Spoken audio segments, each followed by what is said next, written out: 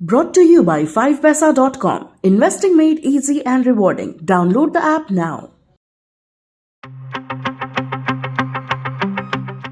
देश के सबसे बड़े आईपीओ यानी एलआईसी के आईपीओ का इंतजार बेसब्री से किया जा रहा है। 4 मई को एलआईसी का आईपीओ आम निवेशकों के लिए खोल दिया जाएगा, लेकिन आज यानी 2 मई को एंकर निवेशकों के लिए एलआईपी खुल गया है। पहले ही दिन एलआईसी का एंकर इन्वेस्टर का हिस्सा ओवर सब्सक्राइब हो गया है।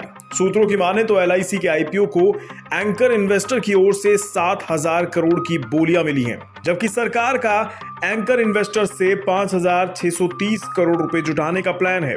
एलआईसी में एंकर इन्वेस्टर के तौर पर नॉर्गस बैंक इन्वेस्टमेंट मैनेजमेंट और जीआईसी ने निवेश किया है। नॉर्गस बैंक नॉर्वे का सॉवरेन वेल्थ फंड है, जबकि जीआईसी सिंगापुर का सॉवरेन फंड है। बहुत से लोगों को मालूम नहीं होगा कि एंकर निवेशक कौन होते हैं और क्यों आईपीओ के लिए एंकर निवेशकों की जरूरत होती है। क्यों इन एंकर निवेशकों के लिए आईपीओ पहले खोला जाता है, जानेंगे इन सभी सवालों के जवाब। साथ ही आपको बताएंगे देश का पहला आईपीओ कौन सा था। बने रहे वीडियो के अंत तक। सबसे पहले जानते हैं एंकर निवेशक कौन होते हैं। एंकर निवेशक संस्थागत निवेशक होते हैं। संस्थागत निवेशक कोई कंपनी या संस्था होती है जो दूसरे लोगों की तरफ से पैसा निवेश करती है, जैसे म्यूचुअल फंड, पेंशन और इंश्योरेंस कंपनियां। संस्थागत निवेशक किसी भी शेयर में एक बड़ा हिस्सा खरीदते हैं। ये दिग्गज निवेशक आईपीओ लाने वाली कंपनी और आम निवेशकों के बीच के अंतर को कम करते हुए एंकर की तरह काम करते हैं। जाने माने एंकर निवेशक अगर लिस्ट में शामिल हो जाए तो किसी भी आईपीओ की मांग बढ़ जाती है।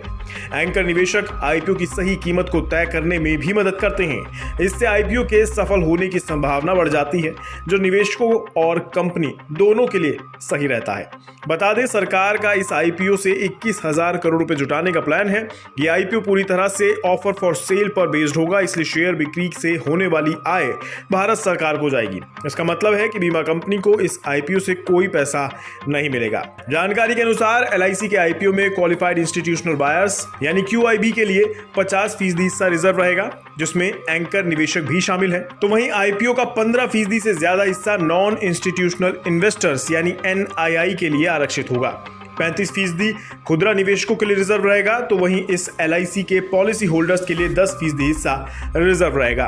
बता दें, एलआईसी का आईपीओ आने से पहले सेबी ने एंकर निवेशकों के लिए आसान नियमों को नोटिफाई कर दिया है, जिसके तहत एंकर निवेशकों के लिए उन्हें मिले शेयरों का लॉक इन पीरियड 30 दिन का कर दिया गया है। 30 जून तक 10,000 करोड़ रुपए से अधिक के पब्लिक इशू के लिए ये नियम लागू है।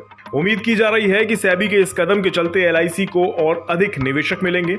अब आखिरी बात, क्यों किसी कंपनी को आईपीओ जारी करने की जरूरत होती है। दरअसल किसी भी कंपनी को अपना काम बढ़ाने के लिए पैसों की जरूरत होती है और इस पैसे की जरूरत को पूरा करने के लिए ही कोई कंपनी आईपीओ जारी करती है।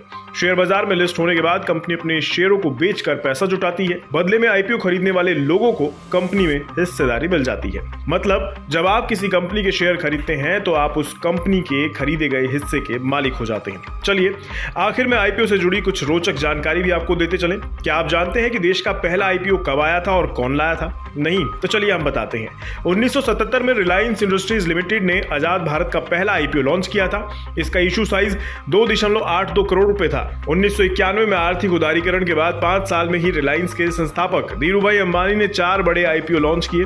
सभी को काफी अच्छा रिस्पॉन्स मिला, लेकिन निवेशकों को कोई खासा फायदा होता नहीं दिखा। बाद में आईपीओ लाने वाली इन सारी कंपनियों को विलय कर रिलायंस इंडस्ट्रीज यानी आज की आरआईएल में मिला दिया गया। ऐसी जानकारियों के लिए बने रहें बिज़ तक के साथ।